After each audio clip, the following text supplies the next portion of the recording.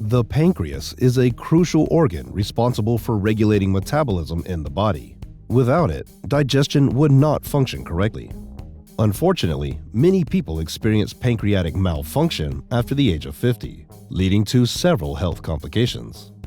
In this video, we're going to talk in detail about what's bad for our pancreas, what needs to be avoided, and what needs to be known. Watch the video to the end. It's going to be very interesting and helpful. Let's get started. By the way, be sure to subscribe to our channel and click on the bell. Do not miss any of our new videos. So, item number 1 is our daily calorie intake. We put a lot of strain on our pancreas if we eat in excess, especially if we consume more energy than we spend during the day. Indeed, pancreatic diseases, including cancer, are more common in obese and overweight people. Ideally, of course, we should count the calories that we consume during the day, but that, it must be said, is quite a complicated way to go. If you're that passionate about your health, you can keep a calorie diary. But you can also do something simpler. Measure your weight and waist circumference regularly and observe. If your weight and waist circumference increases, then you are overeating and need to cut back on calories. There are very average numbers, such as 2,200 kilocalories for an adult. But you have to understand that everything is very much individual. People are different, and people are different in their size. Some people weigh 50 kilograms, and some people weigh 150. People's metabolisms are different. Some people don't eat a lot and are still overweight, and some people eat pretty much anything but are still in good shape. So, the daily caloric intake is also different for everyone. But it is very important for the health of the whole body and the pancreas in particular.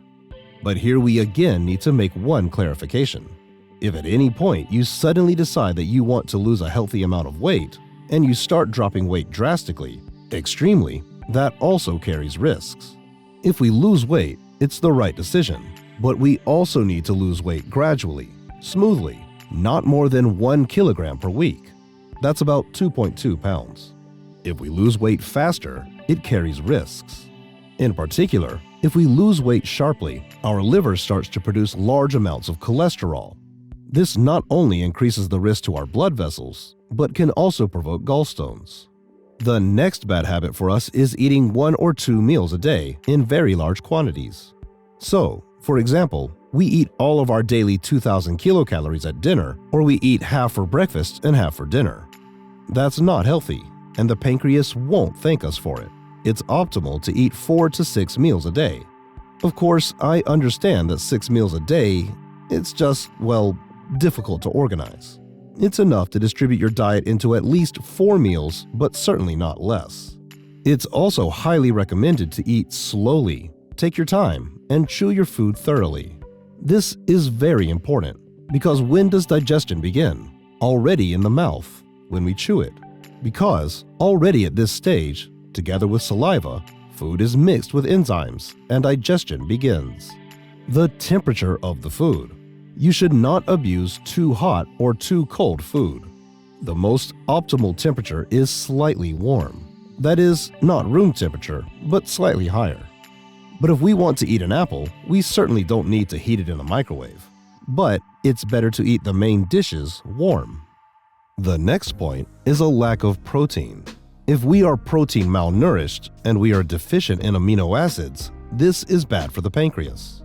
Protein sources can be either animal or vegetable.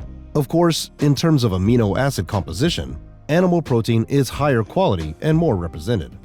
But the problem is that some animal sources of protein carry other troubles. Some fatty pieces of pork or beef will be heavy food for our gastrointestinal tract. Therefore, it is optimal to prefer fish in the first place, and chicken or turkey breast fillets in the second place. White meat. Also, a good source will serve not very fatty dairy products. You should also pay attention to legumes, beans, peas, lentils, chickpeas, and so on. Indeed, legumes have such a high protein content that they come pretty close to meat. But how much protein should you eat? Researchers believe that an adult should eat at least 0.9 grams of protein per kilogram of body weight. You can round it up to 1 gram. But you should understand that eating too much protein is also harmful to the liver and kidneys. So, how do you determine your rate? If you're not engaged in sports, then you need to eat 1 gram of protein per kilogram of body weight.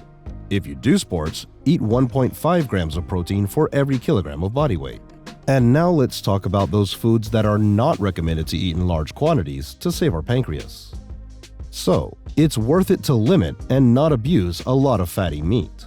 Under no circumstances should you use margarine. Not at all, for any reason. If you have margarine in your refrigerator, throw it away immediately. This is an extremely harmful product. Also, smoked foods are not recommended. Also, you need to limit sugar. How much sugar can I eat? There are different views on this.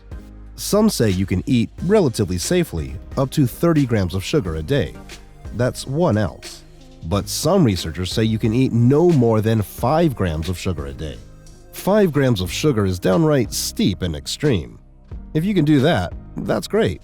Of course, alcohol and smoking hurt the pancreas, as do carbonated and sugary drinks. It's also worth mentioning coffee, especially if we drink strong coffee on an empty stomach. Some people have such a habit to get up in the morning and immediately drink a cup of strong coffee to cheer up. But for the gastrointestinal tract and pancreas, it's a very undesirable event. Of course, processed meat should also be minimized. Various sausages, fast food, deep-fried hamburgers, chips, and fries. And it's also worth limiting spicy foods. And also, nutritionists have singled out grapes as a separate item. It would seem that this is a fruit, and fruit is useful. But if we are honest, grapes are much more harmful than beneficial. They don't provide much in the way of vitamins, minerals, and antioxidants, but they do provide a lot of sugar. When we eat grapes, it's like eating sugar with spoons. And to conclude, it's worth mentioning salt. As I've said many times before, there is a gold standard with salt. Eat 2 to 5 grams per day. That's 1/10 of an ounce. If we abuse salt, it starts to put a big burden on the kidneys, the cardiovascular system, and the pancreas. So don't oversalt your food. By the way, write in the comments, which of these foods do you eat? Or do you have any experiences or thoughts that you can share? Tell me in the comments. It'll be interesting. And now, I highly recommend you watch my other video, where I talk about the top 6 foods that are good for your pancreas. These are worth including in your diet. This video is a great addition to what I've been talking about here, so you'll have a complete picture. The link to the video just appeared on the screen, and I left the link in the description and pinned it in the top comment. Be sure to check it out. If you enjoyed this video, please hit the like button and subscribe to our channel. See you in the video about the top 6 foods that are good for your pancreas.